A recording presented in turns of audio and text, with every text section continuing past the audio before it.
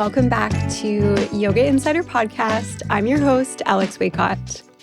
Wherever you're tuning in from today, I hope that you're doing well, and I'm really glad you're here. I want to say thank you for choosing to spend some of your day with me listening to the podcast. It really means so much. This past week, I have been in prep mode, getting ready to film some digital assets for an upcoming training that I am offering. And it's actually a training that I've offered a few times before, but I'm revamping it a little bit. I'm refining it and hopefully making it better and more valuable for everyone who takes it. And I'm genuinely really excited about doing some of this filming that's coming up soon. Part of what I need to capture includes some video lectures where I'm just talking to the camera, and then also content where I am doing asana demos and also some shorter sequences that I'm recording. And it's just been so long since I've recorded actual yoga sequences for the camera. And even though I film Yoga Insider Podcast every week, I know that most of my listeners are just listening to the podcast, but I do film it for YouTube as well. And even though I show up every week and film for the podcast, it's just been so long since I have filmed yoga videos. So I'm really, really excited about that. And something that I've been thinking about a lot this past week as I've been prepping to do this and as I return to filming yoga videos is just kind of realizing how much I've evolved as a teacher since I had, that online subscription platform. And, I'm noticing how much offering continuing ed over the past few years has really helped me begin to understand all of the diverse ways that people learn. And I also realized that I understand video and lighting and production way better now than I did when I was making videos back in the day. And it's all a learning process. Literally every single week I'm learning something new, making the podcast.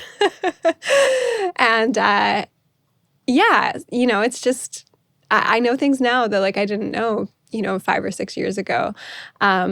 But I'm saying all of this because I'm just excited that the assets that I'm creating are going to be so much more intentional. And I know that they're going to create a lot of value for the people who take the training. And now Waylon is here in the room with me. Some of you have commented that you like the little, you call them Waylon Easter eggs in the podcast where he comes in and scritches his neck and you can hear his collar jingling. So I feel there's always weird little noises from him coming through. And then this past week I've also had some really inspiring meetings. I've had the opportunity to connect with some really interesting people in my community. And, there's more meetings coming up for me in the future as well, just because there are some things shifting kind of behind the scenes in my teaching. And the changes that are coming are all in the name of growth and visibility. It's all good things. It's all exciting things. But I feel I'm just in this kind of in-between phase where there's a lot of work that's happening behind the scenes. And I just I can't quite talk about it yet, but it'll all come to fruition in due time. The changes that are coming also feel really sustainable, which is so important because that is what we've been talking about this month on the podcast.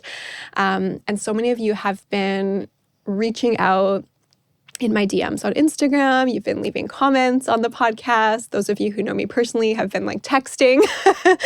And you've been sharing such thoughtful feedback on the first 2 episodes so far in this sustainability series that I'm doing for the month of January.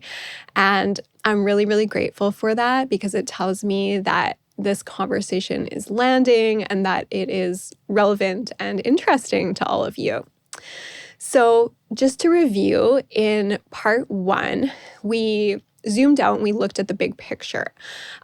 We talked about why burnout is so incredibly common in the yoga industry.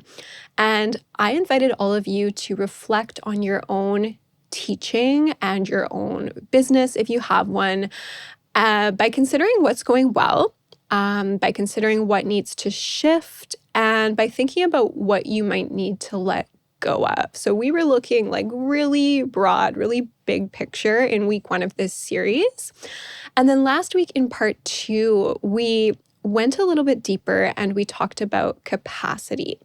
So we talked about how capacity is something that is fluid, how it's something that shifts with the seasons, often based on our life circumstances.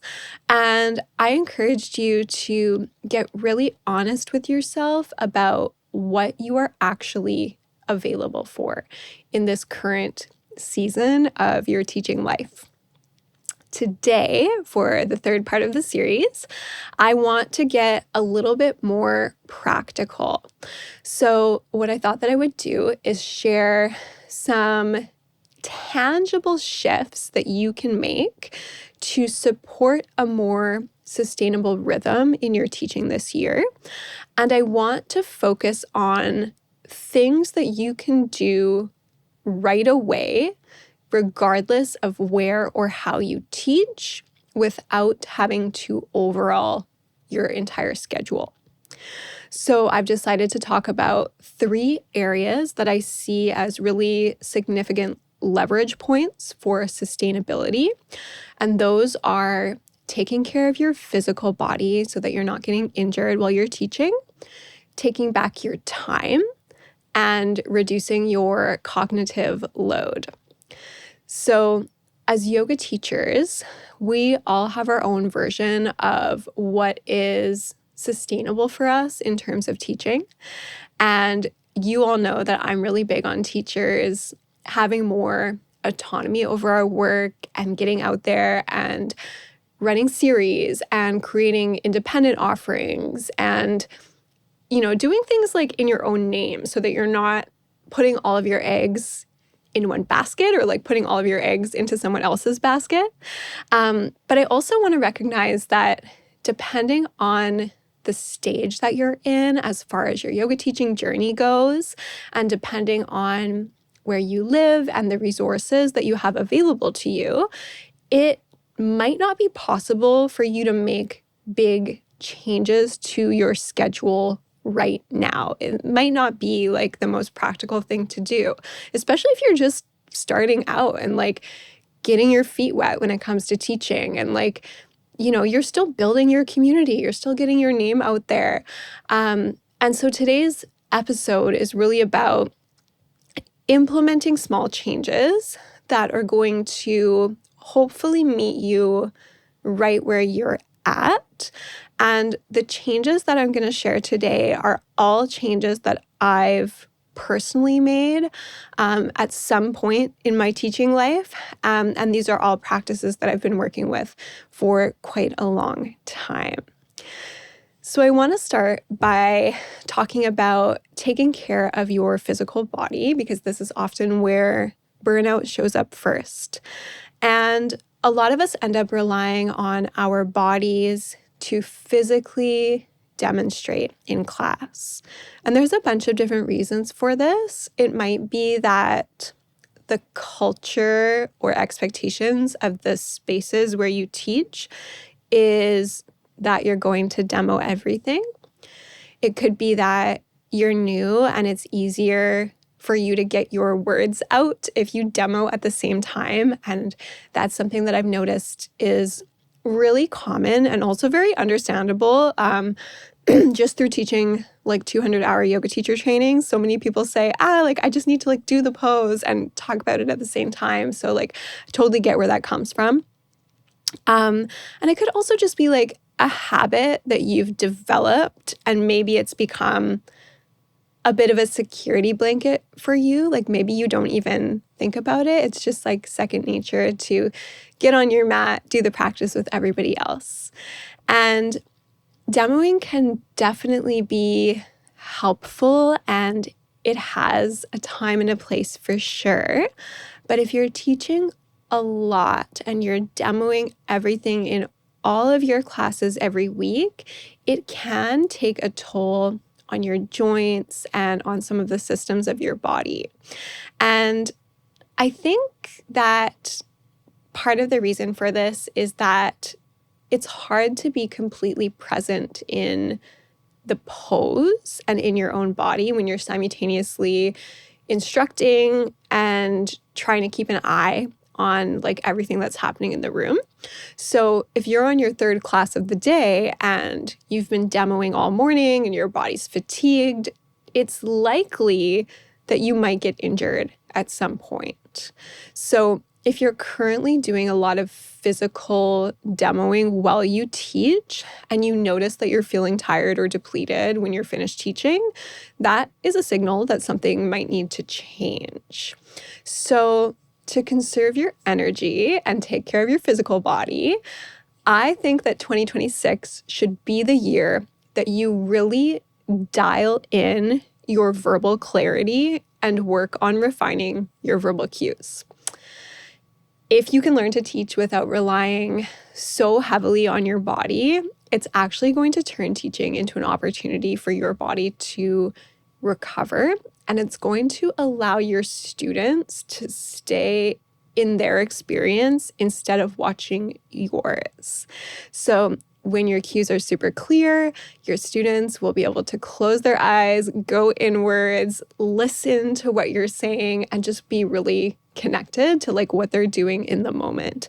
And that totally shifts the experience for your students, right? When they're not like looking around the room and trying to figure out what's going on.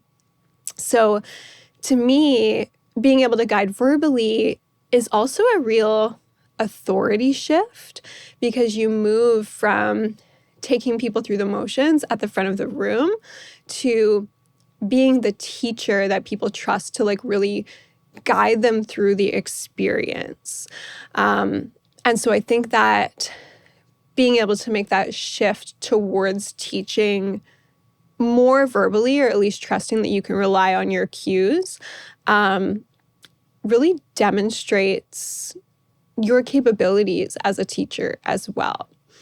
So when we look at the big picture, refining your verbal cues and really dialing them in is one of the most protective tools that you have for longevity in your teaching career, because it is going to help protect your body from some of the injuries that might occur if you are over teaching or over demonstrating. So I would start to encourage you to ask yourself when you're teaching, is my body actually needed right now? Or is there a way that I could use my words to do the job in a better way? And I would also ask yourself, am I demonstrating out of habit or because this is just what makes me feel comfortable? Or am I demonstrating because it truly supports learning in this moment? Now, a really simple shift that you can make is if you're like not used to if you're not used to relying mostly on your verbal cues. So if that's something that's a little bit new for you, I would start by picking a couple of classes a week where you tell yourself that for those classes, you are going to intentionally demonstrate less, and you are going to decide ahead of time to prioritize your language over verbal demonstration. And see if you can save your demos, because it doesn't mean that like you can't have demos in your class, but see if you can save your demos for moments in the class where you know they're going to be genuinely supportive. So I said that today's episode was going to be about like small little things that you can implement right away. It doesn't mean you have to overhaul your whole schedule or overhaul like all of your classes. You could start by implementing these little changes into like a couple of classes per week and growing from there. Now, I have some resources coming down the pipeline to help support you in crafting really, really clear verbal cues. This is probably my favorite thing to teach on. Like, I could talk about verbal cues all day, but in the meantime, I have a podcast episode called Audit Your Verbal Cues and another podcast episode called Free Yoga Training, Master the Art of Observation. And I highly recommend going back to those 2 episodes and giving them a listen if you haven't already, because they both offer really practical suggestions that you can start implementing right away if you want to start getting off your mat more. But definitely keep your eyes peeled. Like, follow me on Instagram. It's at alexandria.waycott. Because when those resources are ready, I would love to share them with you if you need some support with your verbal cues this year. And like, I want you to know that like, I used to be a teacher who relied on my body to physically demonstrate a lot. And I really just didn't think much of it, especially when I was a new teacher. Like, it just was not on my mind, like, oh, what would be more supportive for my students? Is it better if I demo the poses, or is it better if I practice observing them and like teaching primarily with verbal cues? Like, that just wasn't on my wavelength when I was a new yoga teacher. I was like, cool, I get to do yoga with everyone else. And it took a few years and some maturity for me to realize that I could really take my teaching to the next level and that I could really create a much more powerful experience for my students if I started to prioritize my language and get off my mat more. And when I consciously made that shift, and it was following some continuing education, so I went and I sought out experienced teachers who had really great verbal cues, took the tips from them, implemented them, put them into practice, like, everything shifted for me when I started changing the way that I was teaching. So I also noticed a lot less physical fatigue after teaching because, again, like, I used to teach in a hot studio. I used to teach when there was, blocks of like 3 or 4 classes in a row.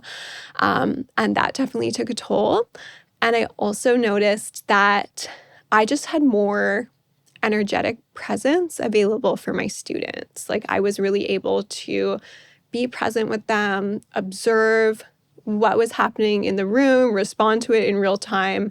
And for me, like, just in terms of how I feel in my body after teaching now, there is such a difference. And that is like a massive win when it comes to sustainability in my mind. Okay. So that is like suggestion number 1, without changing your teaching schedule. If you're relying on your body to do everything and it is making you tired or it's making you sore, then I want you to really dial in your verbal cues this year and start to get off your mat. Okay?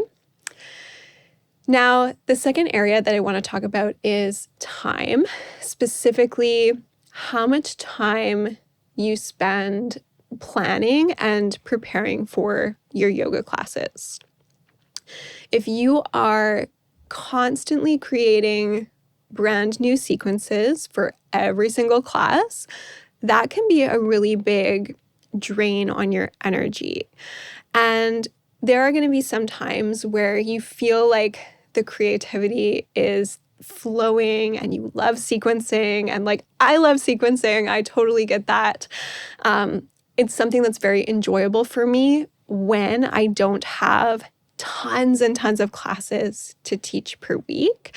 But if you are in a phase right now where you're not able to like reduce your schedule, you need to keep all of the classes that you have, you might find that class planning is really time consuming. And there might be times when like you don't feel creative and it feels like, it's a lot of output, and that output isn't always sustainable long term. So what I want to suggest, and one of the simplest ways to take your time back, is to build a small library of sequences that you love.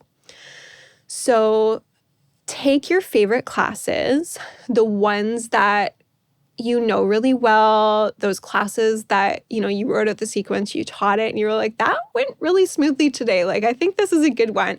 Take those sequences, write them down, put them into a notebook or type them up and have the little book printed out, make a document, like whatever works for you. And then start to teach those sequences on rotation. And this practice is really about just being more efficient with your time. I have a couple of books that I have put together for myself over the years. And these are books with really refined sequences that I have taught many, many times. I know that the sequences work. I know that they make sense. And to be really honest with you, I still find myself pulling out those books on days where like everything goes to shit, something unexpected happens, like there's just no way that I could come up with a sequence, right? Like we all have those days where like everything is bad, nothing's going right, and you're like, oh my gosh, I don't know what's happening in my life right now, and I need to go teach at this time and I'm not prepared. Like I still find myself from time to time pulling out those books of sequences that I've made in the past. Like some of these books I've made like 6 years ago, but the sequences are still great. And like whenever that happens, I'm always just so like grateful for my past self for having, put those books together. It's almost like a little like insurance policy, right? Where you have a backup plan, and it means that I'm always ready to show up prepared. And I know that I'm going to show up with a sequence that's going to serve my students well. So if you have a book of sequences to work with, you can always continue to refine your cues, change out your themes or deepen your themes. Like you can make changes to them and switch things out as you see fit. But if you need to cut back somewhere right now, and like last week on the podcast, I talked about identifying the season that you're in when it comes to your teaching right now. And I talked about like maybe you're in a season of simplifying or kind of like, like cutting back on things, right? Keeping things simple. If you need to do that and you're not able to, for example, reduce your travel time or take classes out of your teaching schedule, but you still need to pare things back in a tangible way that's actually going to make a difference in the way that you feel, then I would try cutting out class planning for a little while and just see what kind of impact that makes. And it doesn't mean that you can't still plan fresh classes. It doesn't mean that you're never going to class plan again. But again, like we go through seasons when it comes to our teaching, and I have absolutely gone through seasons where like I'm teaching the same, 10 or 12 sequences on rotation for like a year, because that is what is required in that specific time for me to be able to show up and do my work well. So I want to reiterate like something that I feel like I say often, but it's that your students don't need novelty. Your students don't need novelty every week. You do not have to entertain them. It's hard to believe, but you don't. And teaching the same sequence like on repeat is also a really good opportunity for you to refine what you already know. Okay, so often repeating those sequences as well is actually what your students need too, and it's going to help them learn more deeply and become more proficient. The last piece I want to touch on today is about cognitive load. So how much energy you're spending every week deciding what to teach. So this is like kind of along the same line as class planning. And typically like the more classes you teach per week, the greater that load is going to be, especially if you teach a bunch of like really diverse classes. So one of my favorite ways to reduce cognitive load is to pick a theme or a focus for the entire month. I don't do this every month, but there are many months when I do, and it's usually intentional. Like, to be really real with you, I'm not always choosing the theme to work with for the month because I'm obsessed with that theme. Like, even though I always pick a theme that I really like, but usually like the top reason I'm doing it is to simplify things in my own mind. So like, if I know that I have a really busy month coming up, maybe I'm traveling, maybe I'm teaching a training, maybe I have stuff going on in my personal life, and I can like see that things are going to be busy ahead of time, I'm always asking myself, because sustainability is at the forefront of my work, I'm like, okay, what can I do to simplify? What can I do to make this like 5% or 10% easier for myself? And one of the first things that I usually do, especially for my monthly pre-registered series, is like I pick a theme to work with, because then things are set up for me ahead of time. I tell my students about the theme at the beginning of the month, so that way I'm committed to it. And then I know, like, every class of the month, what I'm going to be working with.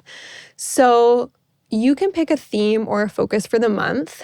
You can do this anywhere. You don't have to run a pre-registered series to make this happen. And what I've actually found is that using themes or I'll say themes or a focus, especially a monthly one, in public drop-in classes is a really, really great tool to increase student retention. So if you can get people really interested and really hooked on that theme from the first class, they're probably going to come back, and you should remind them like, hey, we're going to keep building on this next week, like come back to class. So just like a hot tip for you. It's a good way to keep people returning, and that will certainly make you a very valuable asset if you are teaching at someone's studio. Choose a theme that genuinely excites you. Choose something that you feel like you could talk about for a long time. So when you're going for a monthly theme, I wouldn't choose something that like you're not familiar with. You could choose like a family of poses. You could choose to focus on a more philosophical lens. And then you're going to take that with you as your theme for the whole month. So just to illustrate this, for this month, for the month of January, all of my yoga classes are informed by the basic principles that inform the asana practice. And depending on the lineage that you come from, depending on, all of the schools of thought that inform the way that you teach and your work as a teacher, it's probably going to be different, like depending on who you ask, what counts as like a fundamental principle of practice. So to me, there are so many different principles that could be considered foundational and fundamental to the practice. And for this month, I've decided to go back to my roots, which is Anusara yoga. And I'm pulling from those principles and essentially teaching what I know really well. So I'm working with Anusara yoga principles like opening to grace, setting foundation, muscular energy, organic energy, the spirals. And I'm taking those and integrating them into my classes. And what I keep saying this month to my students is that what I love about going back to basics is that the basic principles never stop giving. So regardless of how experienced you are in your practice, you can always return to the basics. And what's really cool is that as you mature in your practice, you will continue to notice new insights, and there will be more depth available in terms of those teachings that like reveals itself to you over time. And so I think that that's important to remind people of, especially in the context of my teaching, where most of the students have been teaching or have been practicing rather for decades. They're quite experienced. A significant percentage of my students are yoga teachers themselves. And I just think that it's really neat to kind of go back to these teachings that everyone is familiar with to an extent. It's been a good reminder for people. And it seems to go over well. So I did that for myself because I knew like, okay, January is going to be a busy month. It's going to be busy with classes. I've got other things going on. What can I do to just like streamline things a little bit so that I'm not spending, mental energy like the night before class, being like, oh my gosh, what am I going to teach tomorrow? Like, and I feel like that kind of thought process, at least for me, happens before the actual class planning, right? I'm just kind of, and I mean, sometimes there's like a download, right? And you're just like, oh my gosh, I know exactly what I need to teach on tomorrow. Like, this is so good. And then other times the inspiration just isn't there. And then that's when you find yourself really kind of like, just spending a lot of time in your own head trying to figure out what you're going to teach before you can even sit down and plan for it. And so by choosing to work with a monthly theme that I'm really familiar with already, like that's a choice that I make in my teaching in order to give my mind a little bit of a break. And then that way I don't have to reinvent the wheel every time I show up for class. I don't have to try to reach for something new just to be interesting for my students. And then I also get to like deepen my relationship with and revisit material that is already integrated in my body and my mind and like the way that I teach. So this is a suggestion to reduce cognitive load. And I find that it makes your classes more grounded. And like, if you can show up and you know what you're going to teach really well, your mind is less scattered and your presence is just going to be so much stronger, right? You're really going to be able to show up and like be of service to your students and the people that are sitting in front of you. So if you can combine all three of these things, I think you're really like setting yourself up for success. Again, these are all like real things that I do in my teaching all the time. Is I prioritize my verbal cues so that I'm not putting myself at risk of injury by teaching while I'm fatigued. I'm not afraid to teach the same sequences over and over or pull from an old sequence when I need to. And I often choose to teach with a monthly theme or focus so that I'm not trying to come up with something new all the time. So as we wrap up today, I want to remind you that sustainability sometimes comes down to just making small changes that are going to allow you to keep showing up. And that means showing up in a way where you are taking care of yourself physically, mentally, where you're honoring your creativity. And all of these things are like with the long term in mind. So it's about you being able to keep teaching yoga for as long as you want to teach yoga without burning out. So next week on the final episode of this series, we are going to zoom out again and talk about sustainability as like more of a long game. And again, how to kind of think of your teaching career in seasons and how to make choices for yourself that are going to support longevity rather than just like short-term output.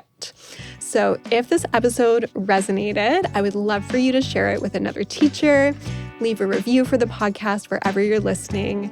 And feel free to reach out to me. Like if you're not following me on Instagram, it's at Alexandria Waycott. I would love to connect with you if we don't know each other already. And I just really hope that this work reaches the people who need it. So thank you for being here, and I'll see you next time.